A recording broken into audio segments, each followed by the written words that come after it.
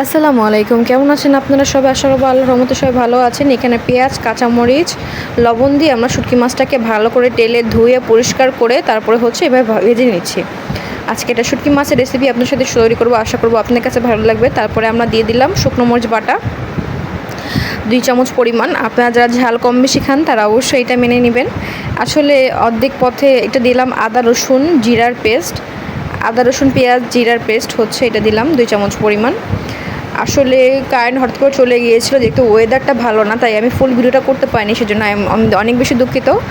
আর এখানে একটু পরিমাণ মশলা দিলাম, এটা হচ্ছে আদা বাটাটা দিয়ে দিলাম। আর 1 চামচ পরিমাণ শুকনো মরিচ বাটা দিলাম, যেহেতু আমরা ঝালটা একটু বেশি খাই প্রায় একটু শুকনো মরিচের বাটার পরিমাণটা বেশি নিলাম। অনেকে শুটকি মাছ পছন্দ করেন, কখনো এইভাবে শুটকি মাছ রান্না করে দেখবেন। হলুদটা দিয়ে দিলাম পরিমাণ মতো, খুব ভালো লাগে, আমার কাছে তো হেভি লাগে। অবশ্যই বাসায় তৈরি করলে আসলে আপনারা বুঝতে পারবেন যে কতটা আসলে মজা হয়।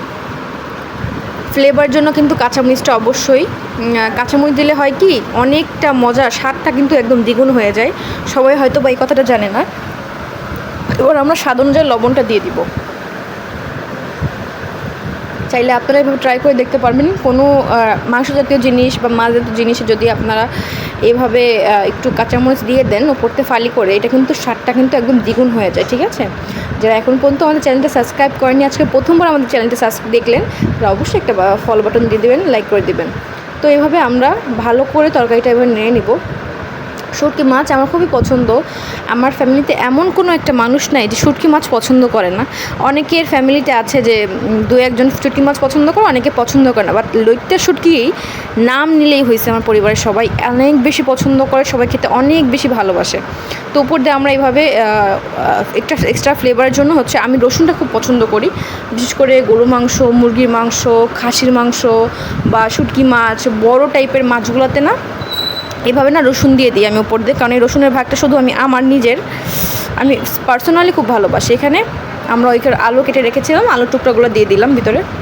তো এইভাবে কিন্তু আপনারা বাসায় অবশ্যই তৈরি করবেন এবং খেয়ে দেখবেন। এইভাবে কখনো শুটকি মাছ কি রান্না করেছেন? কখনো রান্না করে দেখবেন, সেই মজা লাগে, খেতেও খুবই অসাধারণ লাগে। উপর দিয়ে আমরা পানি ছড়িয়ে দিলাম। এবার এই সেদ্ধ হওয়া পর্যন্ত অপেক্ষা করব আমরা। আপনারা অবশ্যই আপনাদের পরিমাণ মতোই পানি দিয়ে দিবেন।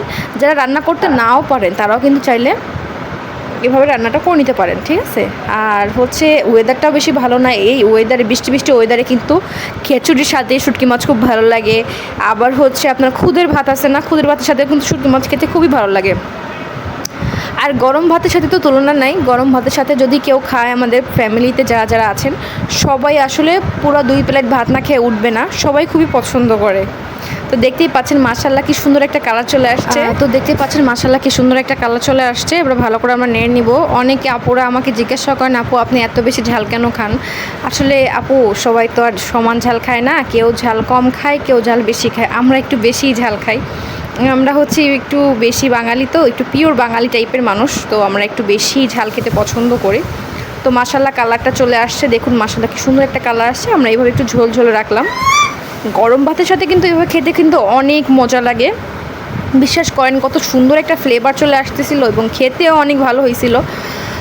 যারা আমার ভিডিওগুলো দেখতে পাচ্ছেন তারা অবশ্যই বাসায় এভাবে তৈরি করবেন। পাশে থাকা বেল আইকনটি ক্লিক করবেন যাতে পরবর্তী ভিডিওগুলো আপনাদের কাছে পৌঁছে যায়।